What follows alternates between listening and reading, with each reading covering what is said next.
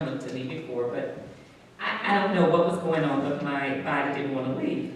The phone rang, and it was evidently my mother, because it was almost 8 o'clock, and I was supposed to be home by 7. And so Anna started pushing me out by saying that she was going to go to bed. You know, and she kept saying, no, you go on, honey, I'm just really tired, I'm worn out, you know, just go on.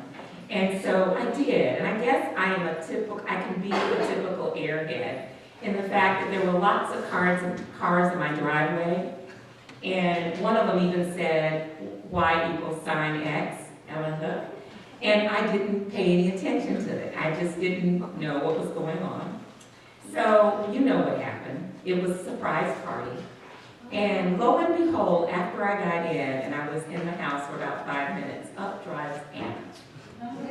And she comes in, and she makes a grand entrance, and begins telling everybody just how uncooperative I had been. And I thought I had been a wonderful dinner guest, because she said I was just totally uncooperative. I often traveled with her to most of the state math conferences. It was on one of those occasions when clearly Anna should not have been driving, that I got a lesson in determination. Anna was having difficulty with her knees, but she didn't tell me that until she got in the car. Till I got in the car. We were driving to Roanoke. So she told me that she hadn't been feeling well, and she told me that I would have to drive if she didn't start feeling better. Well, I can't drive a stick shift. I don't even know if they make those cars now, but Anna still had a stick. She told me it would be okay, that on the drive she would teach me. Now, you're talking about somebody that spent about 4.5 hours in a car with someone, scared to death that my time was going to come. And what I did to kind of keep her mind off of the pain there and back was I kept telling her jokes, I kept the conversations really upbeat, and when we got back to Norfolk, she was okay. She made the trip up and back, so that was good. In 1993, Anna retired from her position in Norfolk Public Schools, and I was fortunate that in 1994, I followed in her footsteps.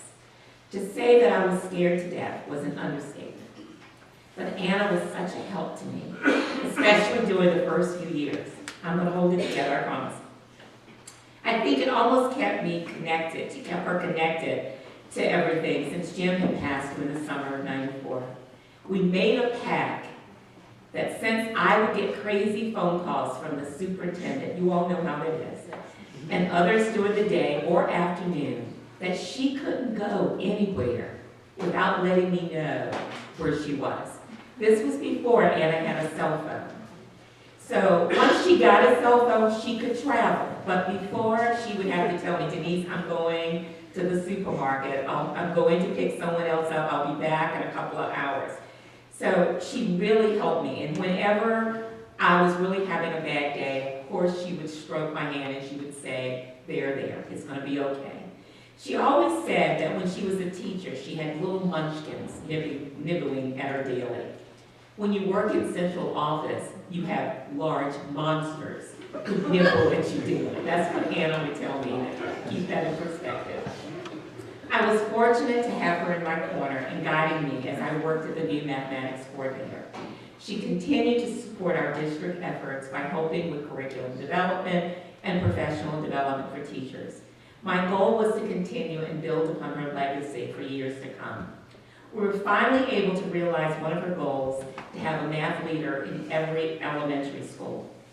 Even though she sometimes had difficulty navigating school buildings, she agreed to serve as a mentor to some of the new math leaders at their school. She supported the teachers at J. Cox Elementary and Chesterfield Academy for math and science. The students loved her and learned so much from her. The teachers couldn't fool her, and she made them work extremely hard. But again, she supported them.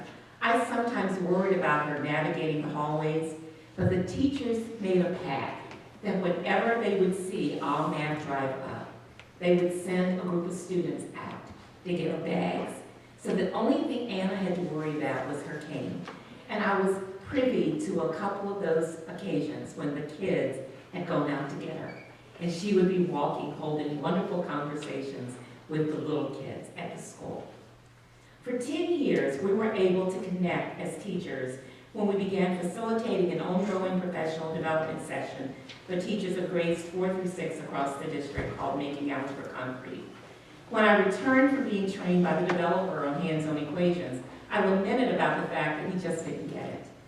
Anna decided that we would rewrite his materials and focus on what would work better, and we did. As a result, we were able to facilitate sessions for more than 500 teachers of grades 4 through 6 in the district. And I think the last one Anna did was in 2010. Anna agreed, even though I thought it would be too much for her to visit the classrooms of the teachers that attended our sessions, that she would do it, and she did. Whenever they taught a unit, they would email her or call her, and she would go and sit with them at the schools. I think all of this kept her young, kept her spirits high, and made her see just how much she was appreciated. For that, I'm thankful. Anna contributed to my growth professionally and the work that I do on a daily basis. I'm no longer in Norfolk, but her teaching has really blessed me and afforded me with wonderful opportunities, and it's because of Anna and her support. On January 13th, I decided that I needed to go to the hospital to tell Anna again just how much she meant to me. I know that I've written it, I've stated it publicly, and to her directly on a number of occasions. And she would blush. It got to be a broken record. Sometimes she would smile and welcome it, and sometimes she'd say, I got you to one spot, and then you soared on your own. But this would be different.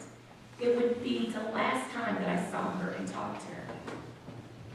I started into this heartfelt thank you, only to realize that her facial expression was no longer positive. I decided that it may be too mushy and difficult for her to hear again. So instead, I said to her, I know right now you can get me, right? To that, she smiled and gave me this beautiful Anna smile.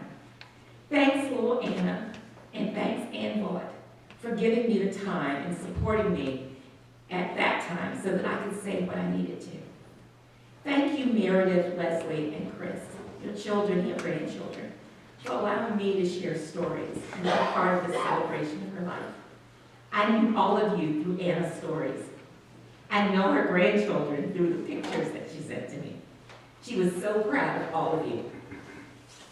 I am like so many of the people attending the celebration. Anna and I had a special walk together. She mattered to me. She was my friend, and I loved her.